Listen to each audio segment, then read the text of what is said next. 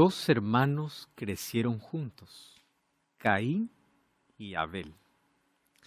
Tuvieron la misma educación, crecieron en una linda familia, no perfecta, mas siempre ellos interesados por el bienestar de sus hijos.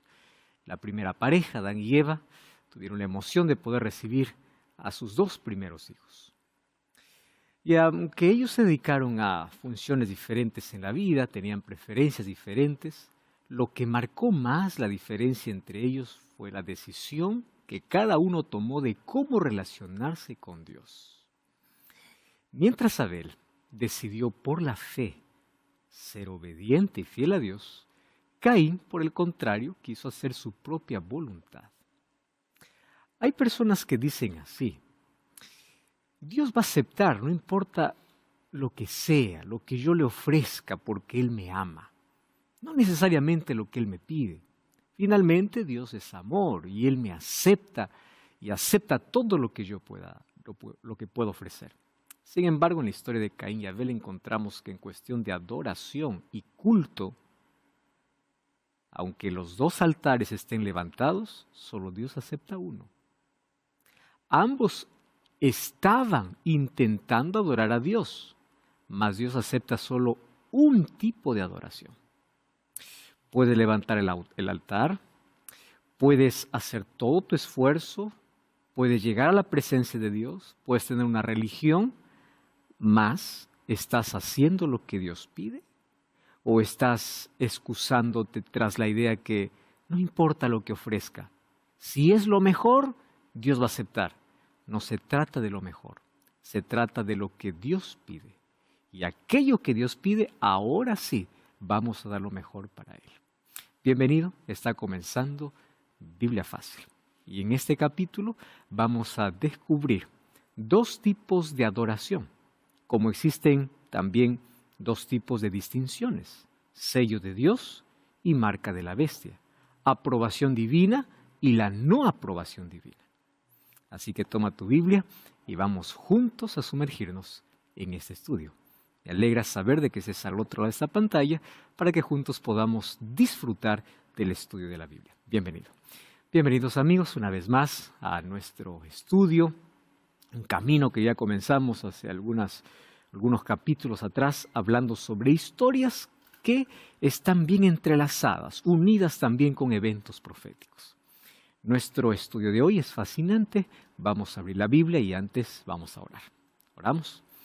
Querido Dios, te damos gracias por la oportunidad que tenemos de poder estudiar tu palabra. Y queremos encontrar en tu palabra la manera como tú quieres que nos relacionemos contigo, la adoración que tú aceptas. Y por favor, enséñanos, muéstranos el camino y ayúdanos a obedecer, porque somos responsables de la luz que recibimos. Danos tu bendición, tu Santo Espíritu nos guíe en este estudio, en el nombre de Jesús. Amén. La expresión, lo importante es adorar a Dios, no importa cómo, no es aprobada bíblicamente. Es como la gente que dice, no importa dónde vas, lo que importa es que adoren a Dios. No importa la iglesia, no importa lo que creen, lo que importa es el corazón. Caín ofreció una ofrenda con el corazón. Caín dio lo mejor que él creía y que Dios iba a aceptar. Génesis capítulo 4 me habla sobre la historia de dos hermanos. El tema de hoy tiene que ver con la marca de Caín. Dos hermanos que crecieron juntos, fueron educados de la misma manera y ellos fueron enseñados a relacionarse con Dios de la manera correcta. Desde el momento que Adán y Eva salieron del Edén, ellos aprendieron del propio Dios la manera como debería ser la adoración. En primer lugar, por la fe, todos los días ellos tenían que aceptar a Jesús como Salvador. ¿De qué manera? ¿Quién hizo el primer sacrificio? Fue Jesús. Recuerden que cuando ellos estaban desnudos, Fue Dios quien se acercó. 2 corderos fueron sacrificados para poder cubrir la desnudez de Adán y Eva.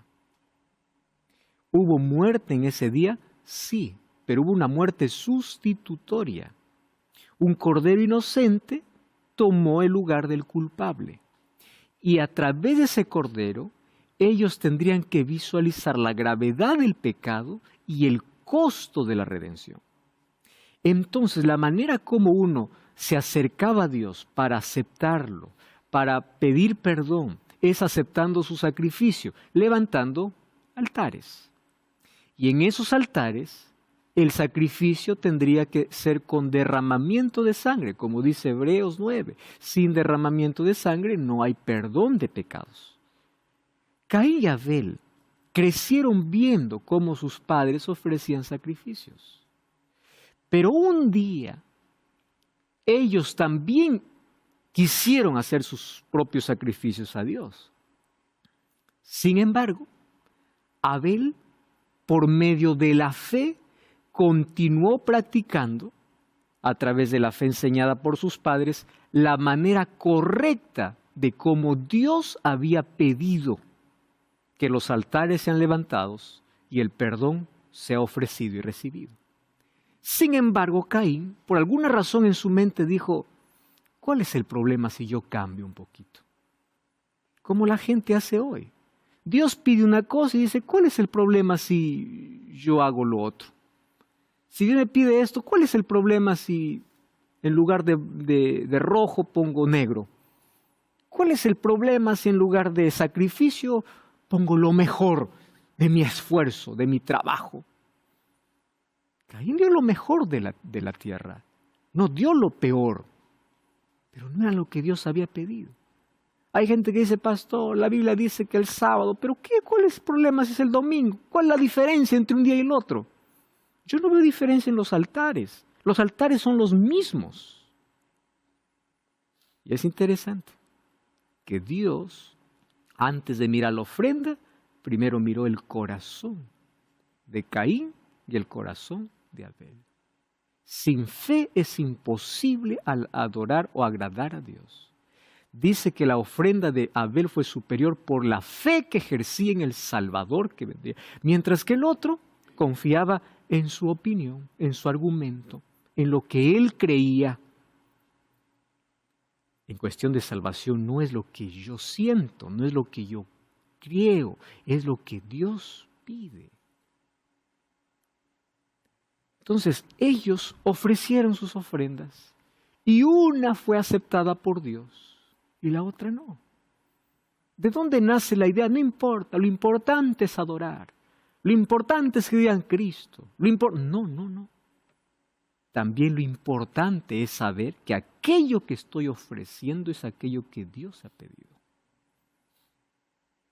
La manera como Él me pide para rendirle culto, para adorar. Dios es muy detallista cuando se trata del plan de salvación. Él no me deja para que yo diga, a ver hijo, elige cualquiera, el que a ti te convenga, el que a ti te parezca. No, hijo.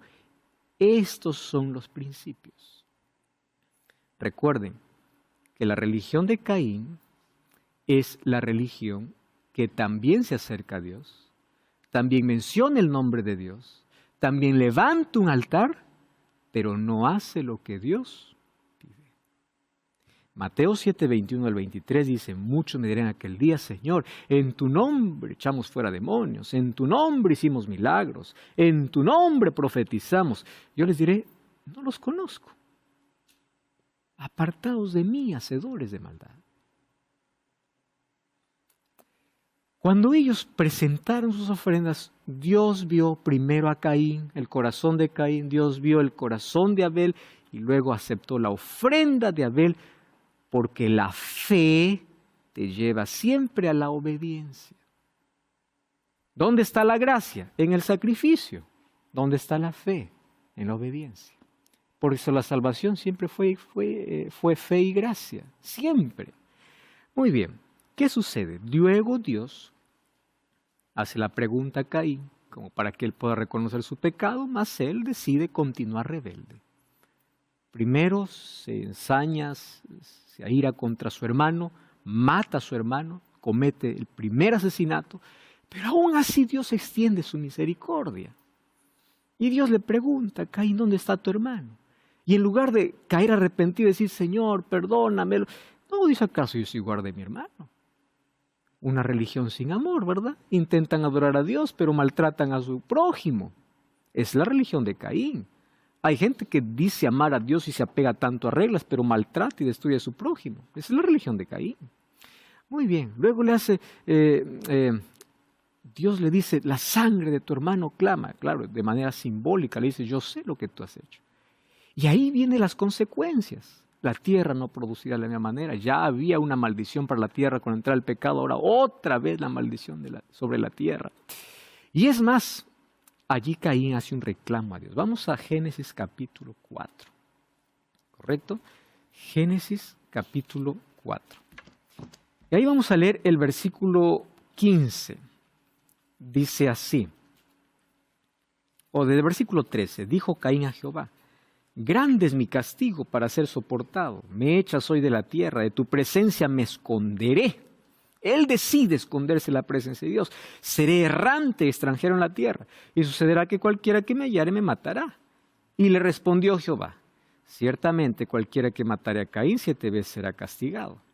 Pero, Dios para protegerlo, para cuidarlo, a pesar de su rebelión, ¿qué cosa hizo? Le puso una señal en Caín, para que no lo matase cualquiera que le hallara. Es interesante, los sellos, las señales o las marcas, dice, eso te permite saber con quién te identificas. Esta marca, este sello, esta distinción, esta señal hace que yo me identifique.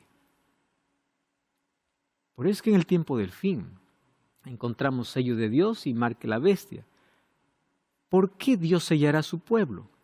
Porque cuando caigan las 7 plagas, dice que no caerá sobre aquellos que han sido sellados. El sello les protege.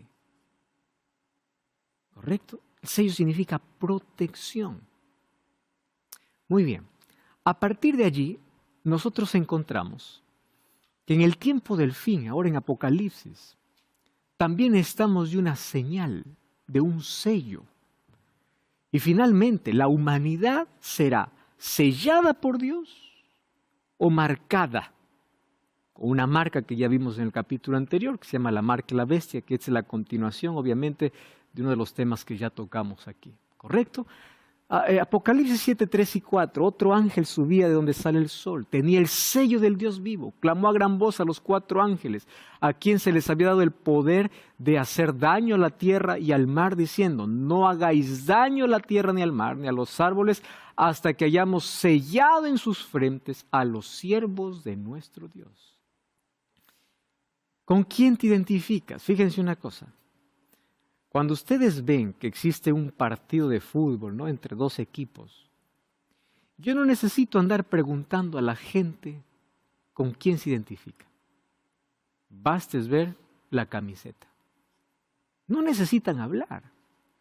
¿Por qué? La camiseta es una señal. ¿Qué señal? Mi equipo es tal. Esa es la señal. Finalmente, la humanidad tendrá que elegir ¿de qué lado estar? ¿Qué camiseta ponerse?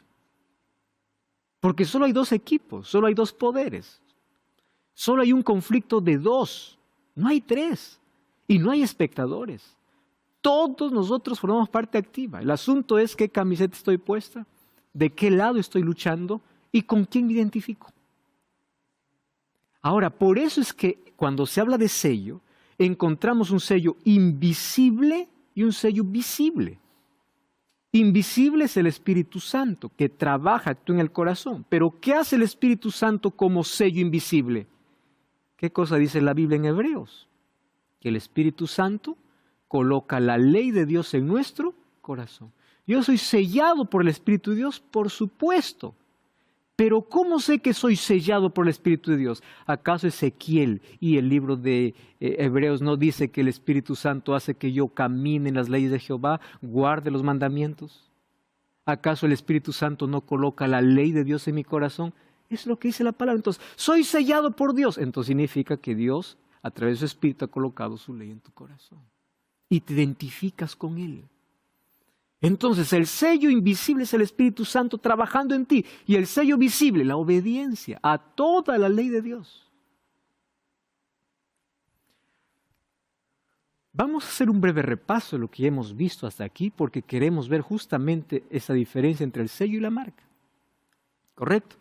Apocalipsis 3, 1 y 2. Me paré sobre la arena del mar, vi subir del mar una bestia que tenía 7 cabezas y 10 cuernos. Obviamente que estas 7 cabezas hace referencia a los 7 imperios que persiguieron al pueblo de Dios, comenzando desde Egipto. Encontramos egipcios, los asirios, babilonios, todos los imperios, hasta Roma. Y termina obviamente con la Roma dividida en 2 fases. Roma política o imperial y luego la Roma religiosa, que fue la continuación de la Roma imperial. Entonces 7 cabezas, 7 poderes persiguiendo al pueblo de Dios. Y 10 cuernos obviamente se referencia a esos 10 reinos con el cual Roma fue conquistada. En sus cuernos 10 diademas, reinado, dominio, poder. Sobre sus cabezas un nombre blasfemo. Ya vimos qué cosa es blasfemia. Y la bestia era semejante a un leopardo, sus pies como de oso, su boca como de león. Y el dragón le dio poder, trono y grande autoridad. Nosotros aquí apenas vamos a hacer un breve repaso, ¿correcto? Porque eso ya hemos visto en un capítulo anterior. Muy bien. ¿Por qué esta bestia tiene tanta semejanza a los imperios anteriores? Recordemos que aquí habla de un poder político religioso. Porque bestia en profecía significa poder, eso ya vimos aquí. Muy bien, pero ¿por qué tiene un parecido al oso, al león? El león, ¿a quién representaba? Babilonia. El oso, Medo-Persia. Leopardo, Grecia. Y Roma era representado con una bestia terrible. Mas ¿por qué esta bestia, que este poder que es político-religioso, se parece? Porque este poder político y religioso trae costumbres, un poquito de Babilonia, un poquito de Medo-Persia, un poquito de Grecia, costumbres dentro del cristianismo. Los babilonios creen en la inmortalidad. Los babilonios adoraban imágenes. Los babilonios, ¿cómo se creía Nabucodonosor? El soberano rey. El que está por encima de todo, trae la pretensión y el orgullo. De los medo-persias, la adoración al sol, de ahí viene el mitraísmo. Y obviamente el día que se adoraba al sol era domingo. O sea, este poder, ¿qué cosa trae? Un poquito de todos los imperios, o sea, el paganismo que ellos practicaban, lo introduce dentro de la religión. Por eso ya vimos que esta bestia es un poder político religioso. Muy bien, esta bestia dice que sube del mar. Es un poder mundial. Vamos a ver aquí las características que mencionó Apocalipsis 13, 1 y 2 de una manera más resumida. Es un poder mundial. ¿Por qué? Porque dice que sale del mar. Y mar en la Biblia significa muchedumbres, naciones y lenguas. Es popular, tiene poder, tiene dominio. Además surge de un lugar muy poblado. Además de ser un poder mundial, es un poder blasfemo. ¿Por qué blasfemo? Habla blasfemias. ¿Y qué cosa es una blasfemia en la Biblia? En la Biblia blasfemia es aquel que se atribuye atributos de Dios para sí mismo. Es una blasfemia. ¿Quién puede perdonar pecados si no solo Dios? Pero alguien viene y dice, yo también te puedo perdonar pecados. Solo Dios es el único soberano. Pero alguien viene, León 13, y dice, nosotros somos Dios en la tierra. ¿Eso qué cosa llega a ser? Una blasfemia. Muy bien. El apóstol Pablo, cuando escribió a los tesalonicenses o a la iglesia tesalónica en su segunda carta, él escribió lo siguiente: nadie os engaña en ninguna manera, porque aquí estaban con... siempre el sensacionalismo existió, ¿no? Jesús ya está viniendo ahora en este tiempo. Y Pablo dice, espere un momento, le voy a explicar. antes de la venida de Jesús, tiene que existir algo. ¿Correcto? ¿Y qué cosa dice? Nadie os engañe en ninguna manera, porque no vendrá, está hablando de la venida de Jesús, sin que antes venga la apostasía y se manifieste el hombre de pecado. Muy bien. Yo le voy a decir, esta palabra, hombre de pecado, en el griego es anomía. ¿Qué significa anomía? El hombre sin ley. Solo que es traducido para nuestro español como hombre de pecado. Pero en el griego es anomía. El que esté en contra de la ley, el que ataca la ley, el hombre sin ley. Eso dice en el idioma original. El hombre de pecado. El hijo de perdición. Es la segunda vez que en la Biblia se menciona hijo de perdición. ¿Saben a quién más se le menciona hijo de perdición? A Judas. Ahora, qué interesante. Judas no era un extraño. Judas era uno de los 12 discípulos. Quiere decir que este poder no es un extraño. Es también cristiano. Forma parte del círculo que dice amar a Dios. Sin embargo, está en contra, hombre de pecado, ya les dije, el sin ley o en contra de la ley, hijo de perdición, el cual se opone y se levanta contra todo lo que se llama Dios o es objeto de culto, tanto que se siente en el templo de Dios como Dios, haciéndose pasar por Dios. Entonces, ¿cuál es ese poder del cual está hablando Apocalipsis? También habla Daniel y aquí el apóstol Pablo. Ya vimos un poder mundial, un poder blasfemo y un poder perseguidor. ¿Por qué perseguidor? Ya hemos encontrado, hemos visto esto, la Biblia lo menciona, Apocalipsis 3, aquí estamos haciendo un repaso general porque esto hemos hablado de un capítulo anterior. ¿Qué cosas hace ese poder? No solamente es mundial, no solamente habla de blasfemia, sino también persigue. Vamos a la historia, desde el año 538, marcado, hasta el año 1798, 12 siglos de persecución. Aquellos a quien llamaba hereje. ¿Quién era hereje? Aquel que no se sometía a este poder aplastante y religioso que era el sistema papal. Entonces, ¿de qué manera podemos esconder esto en historia? Cuando hubieron martirios, gente siendo quemada, gente siendo torturada. ¿Por qué? ¿Cuál era su delito? Ser fiel a Dios. Mas Daniel ya hablaba, Apocalipsis ya decía. Entonces, miren, la revista Time del 20 de marzo del año 2000, en la página 23, apareció interesante un artículo, ¿no? Y allí decía, existió un acto de contrición en el año del jubileo y época de la cuaresma. Eso es lo que decía la revista Time. Esto no es una revista religiosa, por si acaso.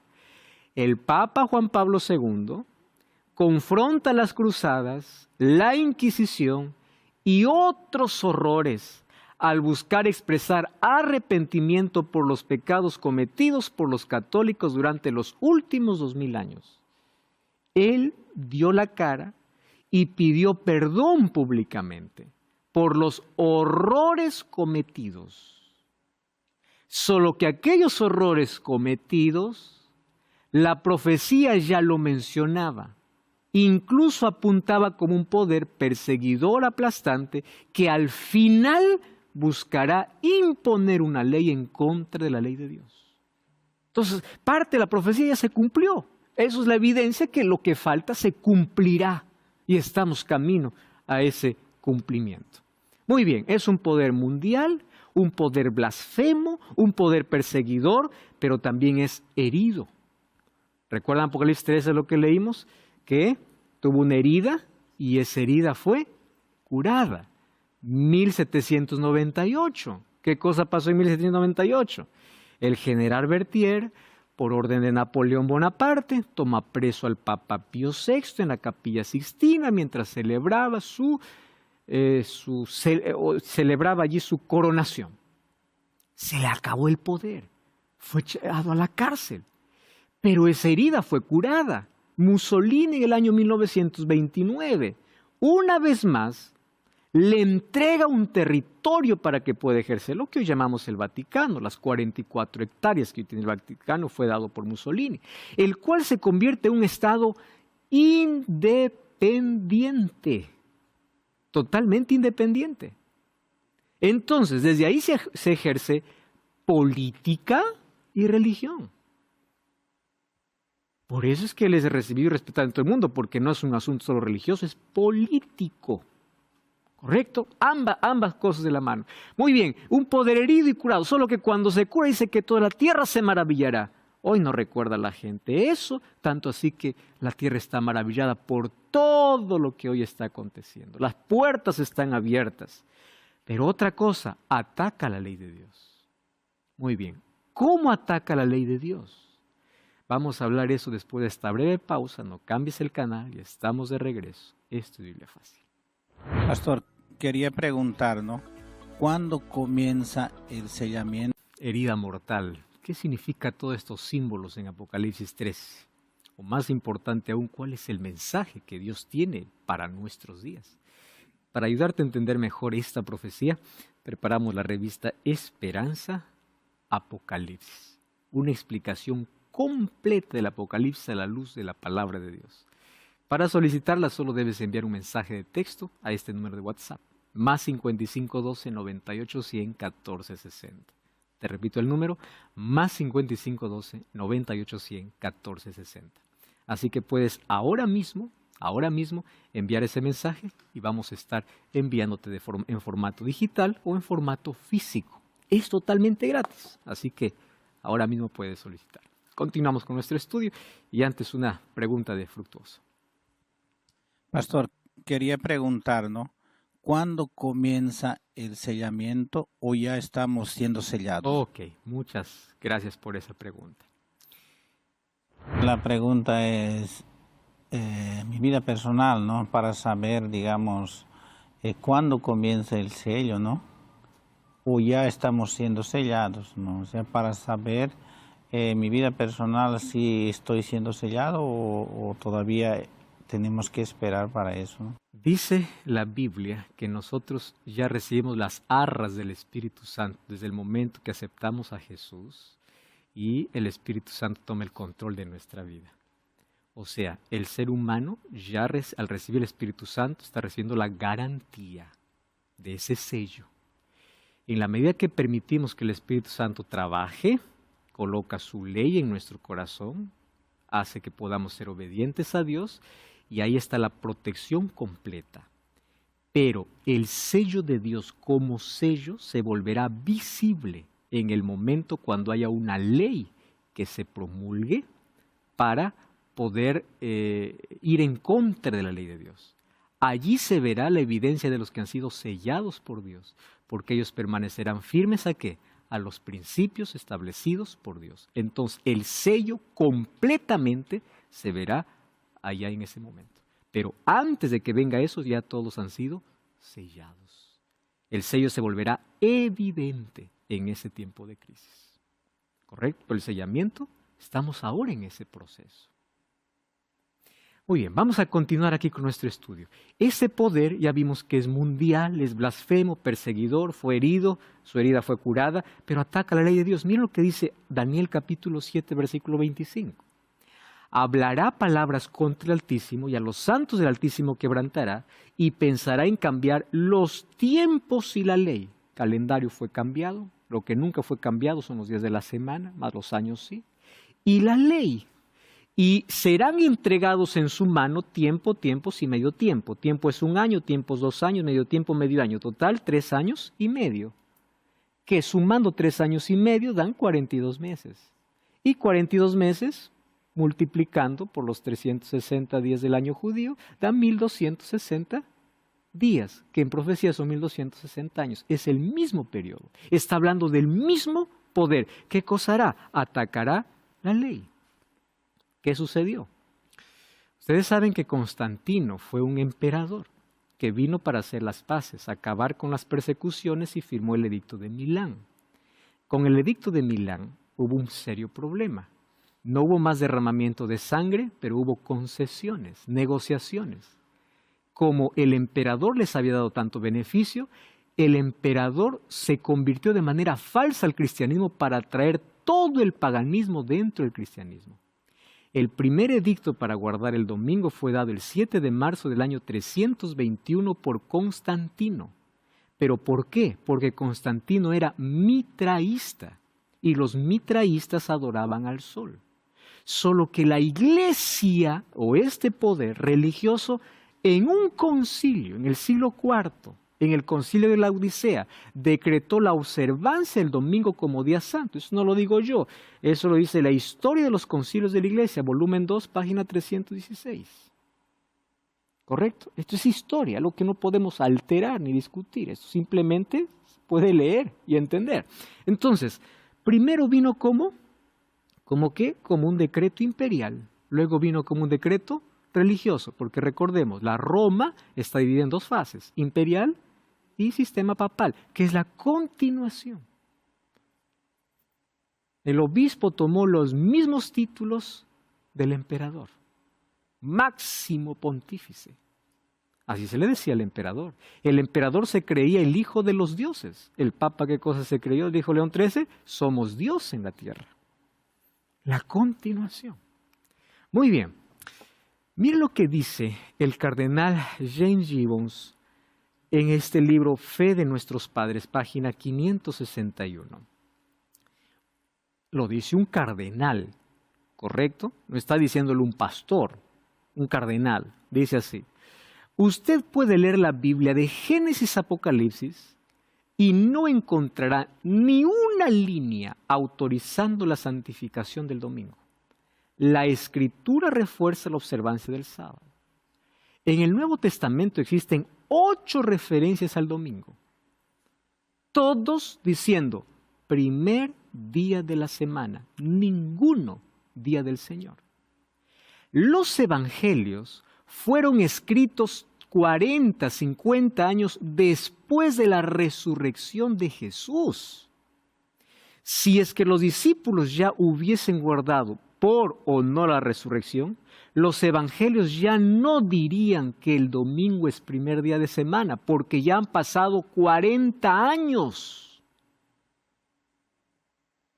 No, es que cuando Jesús resucitó todo cambió. Entonces los evangelios lo dijeran, porque no fueron escritos inmediatamente después que Jesús resucitó. Pasó tiempo. No, pero el apóstol Pablo dice, nadie os juzgue en comida y bebida, ni en el día ni en día. ¿De qué día está hablando? Resulta que los judaizantes tenían ciertos días para practicar ayuno. Ahora Pablo dice, ¿cuál es el problema si yo elijo cualquier otro día para ayunar? No está hablando el sábado semanal. Además, recuerden que en la Biblia existen 7 tipos de sábados, o 7 tipos de reposos. Sábados ceremoniales y sábado semanal. Entonces hay que ver en qué contexto lo habla. ¿Correcto? Porque Dios, o la Biblia, ni los apóstoles, ni Jesús, nadie alteró. Entonces aquí el cardenal James Gibbons está en lo cierto, no vas a encontrar ni una línea. Ah, no, pero el apóstol Pablo dice cada primer día de la semana, junte una ofrenda. Está diciendo que en tu casa separes una ofrenda, no dice que vayas a congregar. Ah, pero los discípulos se congregaban en las casas el domingo. Se congregaban primer día, segundo día, tercer día, porque ellos vivían en esa comunidad. Pero eso no significa que descartaban el sábado como día del Señor. Miren lo que dice el Espejo Católico, 23 de septiembre de 1893. Este texto es impresionante. La Iglesia Católica, por más de 1000 años antes de la existencia de un protestante, por virtud de su divina misión, cambió el día de reposo del sábado al domingo. ¿Cambió Jesús? No. ¿Cambiaron los discípulos? No. Fue la Iglesia. Eso es lo que dice. Este libro, La Fe de Millones, fue escrito por el reverendo John O'Brien, PhD católico. ¿Correcto? Católico. De paso, un libro es un bestseller. En el año 1974 fue escrito. Este erudito católico llega a la siguiente conclusión. Presten atención. Puesto que el sábado, no el domingo, se especifica en la Biblia, sábado, no domingo, especifica en la Biblia, miren lo que dice el reverendo.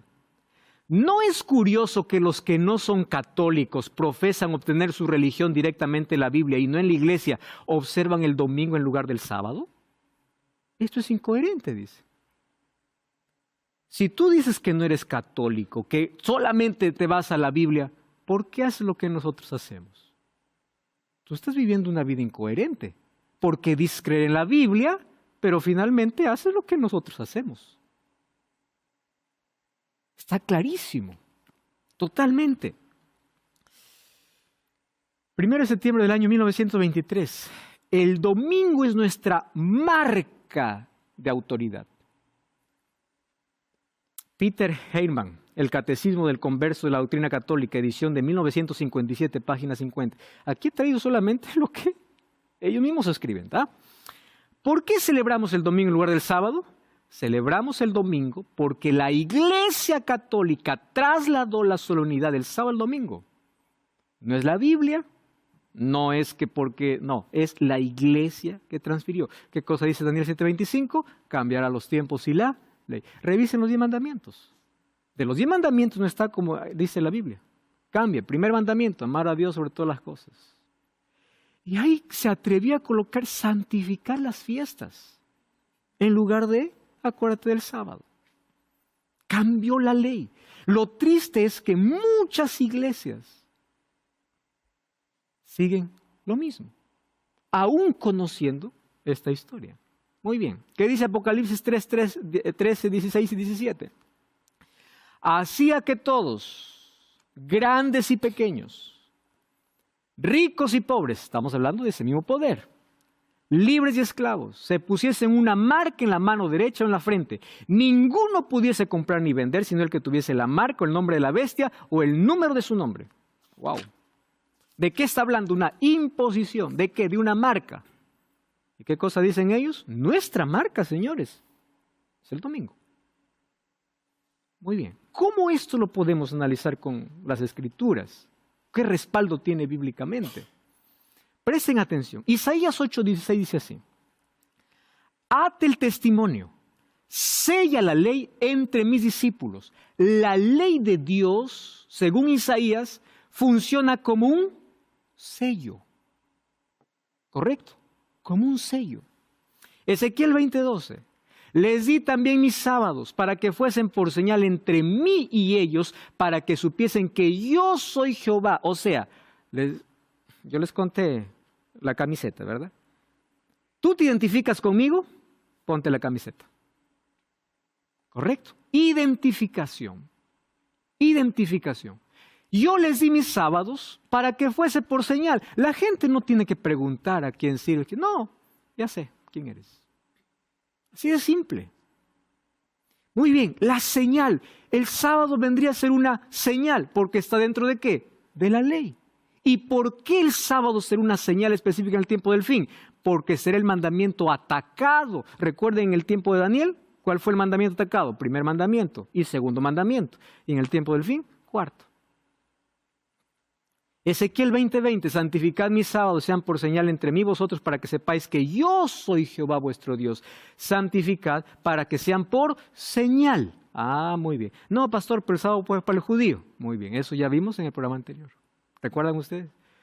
El sábado fue para el judío, entonces para el judío también fue no matarás, para el judío fue no cometerás adulterio, para el judío fue no robarás. Ahora podemos robar, matar, eso es para el judío.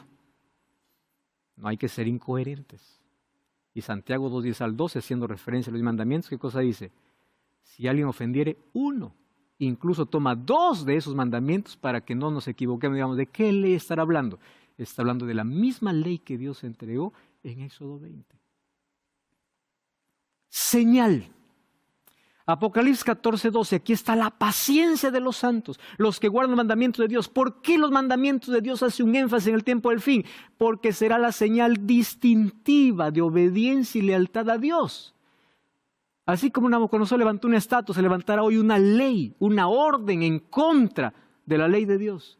Pero los que guardan los mandamientos de Dios tienen una identidad, la paciencia, la perseverancia de los santos. Santo, recuerden, la Biblia no es aquel impecable. Santo es aquel que camina con Jesús, obedece a Jesús. Si el conflicto es adoración, el dragón intenta crear un sistema paralelo atacando la ley de Dios. Presten atención, el diablo siempre intenta falsificar. Si Caín levantó un altar, Abel levantó un altar. Ambos son altares, para que tú digas, yo me voy a cualquiera. Finalmente, ambos son altares. Muy bien, Satanás siempre intenta levantar, ¿qué cosa? Un sistema paralelo para confundir. En Apocalipsis encontremos el mensaje de los 3 ángeles. Satanás levanta 3 espíritus inmundos a manera de rana. En Apocalipsis encontramos que Dios tiene un sello. Satanás levanta una marca. Sistemas paralelos. Para poder confundir. Ambos disfrazados. O ambos tienen que ver con religión. Uno disfrazado. Miren, les voy a mostrar aquí el paralelo entre la ley de Dios y cómo la bestia ataca en Apocalipsis 13. Ustedes van a encontrar que ataca toda la primera tabla. Amor a Dios. Miren, miren cómo Satanás es astuto. Toda la primera tabla lo tacha. Acompáñenme. Mandamiento dice, no tendrás dioses ajenos delante de mí. Apocalipsis 13 dice, adoraron al dragón y adoraron a la bestia. ¿Qué cosa es esto? Un atentado al primer mandamiento. Porque no debe haber otro Dios. Segundo mandamiento, no te harás imagen ni semejanza. En Apocalipsis 13 dice, la segunda bestia manda a los moradores que hagan imagen a la bestia. ¿Es un atentado a qué? Al segundo mandamiento. Tercer mandamiento, no tomarás el nombre de Jehová tu Dios en vano. ¿Qué hace la bestia? Sobre sus cabezas tenía un nombre blasfemo. ¿Qué cosa está atacando? El nombre de Dios. ¿Ustedes se dan cuenta que lo que hace la bestia es atacar solo la ley de Dios? ¿Por qué? La ley de Dios, ¿qué cosa es? El reflejo de su carácter. Y miren lo que hace con el cuarto mandamiento. Acuérdate el día sábado para santificarlo. La marca, esto es el nombre de la bestia, el número de su nombre. Qué interesante. 6 días trabajarás y harás toda tu obra. Ninguno podrá comprar ni vender. Miren el sistema paralelo. Dios dice, en el sábado no harás obra. La bestia dice, tampoco podrás comprar ni vender si no tiene la marca. Sistemas paralelos. Ni tú, ni tu hijo, ni tu siervo, ni tu criada. Y la bestia hace que todos, pequeños, grandes, ricos y pobres y esclavos, se les pusiese una marca. ¿Ustedes ven cómo es atacado el cuarto mandamiento? Expresión por expresión. ¿Qué cosa hace la bestia entonces? Acabar con la primera tabla de la ley de Dios, amor a Dios. Eso es lo que hace ese poder.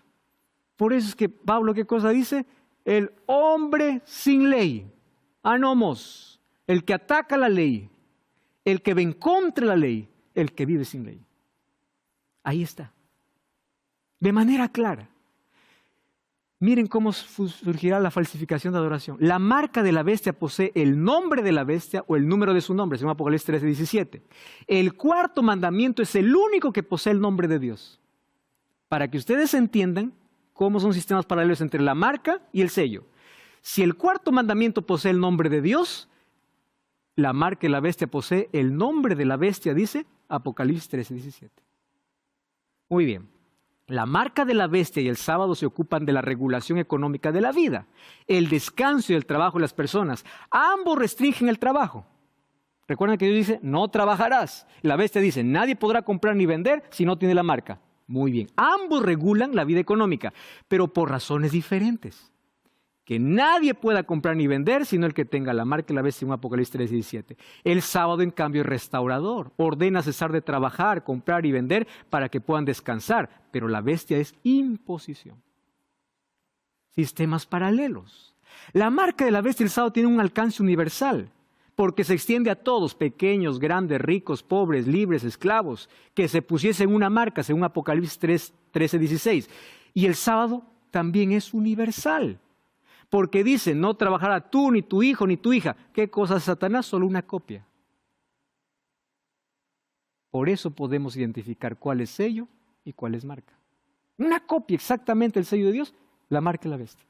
Si el sábado es el mandamiento señal del pacto de Dios, la marca de la bestia es otro mandamiento señal, o sea, un antisábado que sustituye el sábado bíblico. Entonces, ¿qué cosa es la marca de la bestia? El día que este sistema colocó como día de adoración en paralelo al día que Dios ha colocado, el sábado. ¿Cuándo será marca? cuando se dé la orden y cada uno tenga que decidir de qué lado estar. Por eso es que hoy necesitamos ser fieles a Dios. Ambos levantan altares, el asunto es qué se presenta en cada altar. Dios dice, acuérdate del sábado para santificarlo, 6 días trabajarás y harás toda tu obra. El hombre dice, guardarás domingos y fiestas, según el Catecismo Católico. Y el pueblo de Dios dice, aquí está la paciencia de los santos, los que guardan los mandamientos de Dios y la fe de Jesús. No es lo que el hombre piensa, es lo que Dios dice y cómo nosotros respondemos. Por eso es que en Apocalipsis capítulo 14, nosotros encontramos, o en todo Apocalipsis, el conflicto es adoración. Y Satanás levanta un sistema paralelo. Si el sello de Dios es la ley de Dios, el reflejo de su carácter, y específicamente el sábado porque tiene características de un sello, ¿cuál es? Cargo, jurisdicción y nombre. ¿Cuál será la marca de la bestia? Aquel día que se colocó en lugar del sábado, día domingo. Hay mucha gente sincera que dice, no, pastor, nosotros guardamos el domingo porque Jesús resucitó. Querido, si Jesús resucitó, yo celebro la victoria como dice la Biblia. Bautismo es el símbolo de la resurrección de Jesús, no guardar otro día. Yo te invito hoy en el nombre de Jesús. Esto no tiene que ver con tu fe en Dios. Esto tiene que ver con una creencia que tienes. Probablemente por herencia familiar, así escuchaste durante toda tu vida. Y dijiste, pastor, yo no entendí esto y te invito a profundizar más tu estudio en la palabra de Dios. Y por favor, levanta tu altar, sirve a Dios, pero haz lo que Dios pide, no lo que tú crees, no lo mejor que tú tienes que dar, lo mejor que Dios pide de ti. Es la única manera de que al final podamos tener el sello de Dios en nuestro corazón, porque el Espíritu Santo nos sella colocando su ley en nuestra vida. Finalmente todo ser humano tiene que decidir de qué lado estar, qué camiseta colocarse, con quién identificarse. Jesús dice así, el que no es conmigo es contra mí. No hay un término medio. La fidelidad a Dios es una decisión que el ser humano toma para mantenerse firme a los principios sin importar las circunstancias. Dios ahora está sellando a su pueblo. El Espíritu Santo es aquel que se encarga de colocar la ley de Dios en el corazón. La promesa del nuevo pacto es que el Espíritu Santo colocará la ley en el corazón, en la vida. Pastor, soy sellado por Dios. Muy bien, la ley de Dios está en tu vida, porque eso dice la Biblia. Ezequiel 36 dice que a través del Espíritu es que nosotros observamos los mandamientos de Dios. No porque los mandamientos salvan, es la evidencia, es la identidad, es el carácter de Dios reflejado en la vida de sus hijos, porque la ley tiene su base en el amor. Dios te ama y Dios no quiere que le sirvas por miedo, por tradición o por una religión de herencia familiar. Dios quiere que le sirvas por amor. Y Juan 14:15 dice, si me amas, guarda mis mandamientos. Analiza tus creencias para identificarte con el pueblo de Dios y con Dios a través de su palabra. No con tradiciones, no con ese poder político y religioso que dentro de pronto se levantará para imponer, así como Nabucodonosor levantó una estatua para que todos se arrodillen, ahora una ley para que todos le obedezcan. Es verdad que solo un remanente se pondrá de pie. Y yo espero que tú y yo podamos ser parte de ese remanente. Aquel que no dobla sus rodillas delante de una imagen impuesta por el hombre, delante de una ley colocada por el ser humano. Que seamos fieles hasta el último minuto de la vida, porque finalmente la recompensa es para el fiel. En el tiempo de Daniel, solamente 3 hombres permanecieron de pie y todos los demás de rodillas. Cuando venga la crisis final y cuando estén solamente 2 pueblos, ya no habrá más miles de religiones, solamente 2 pueblos. ¿Quién tiene el sello? ¿Quién tiene la marca? ¿Con quién se identifica? Que tú y yo podamos estar del lado correcto. El sello de Dios es simbólico, no es literal. La marca de la bestia es simbólica, no es literal. Frente tiene que ver con decisión, mano con acción, con trabajo. Tu mente, tus decisiones y tus acciones, ¿a quién representan? ¿Sello de Dios o marca la bestia? ¿Cuál será tu decisión? Ora conmigo. Gracias, Señor, por tu palabra. Que tu Espíritu, que es quien nos sella, pueda colocar tu ley en nuestro corazón. Que podamos reflejar tu carácter en nuestra vida.